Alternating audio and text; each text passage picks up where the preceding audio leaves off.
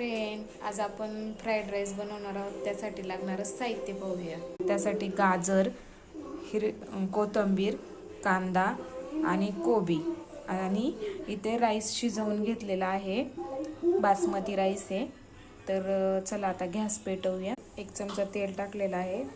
तेल तापले का ना पाहूया. तेल तापलेलं आहे. त्यामध्ये आपण कांद्याचे स्लाइस टाकणार आहोत.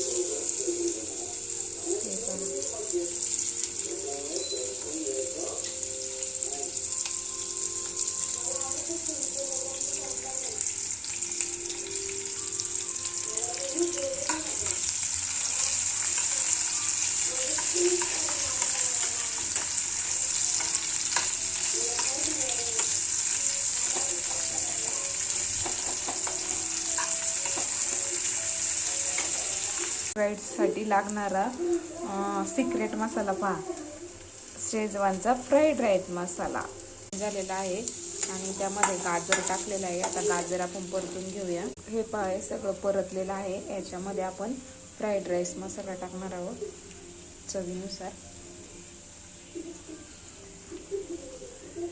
आता मसाला टाकून झालेला आहे, तर आपण ते एकदा परतून घेऊया.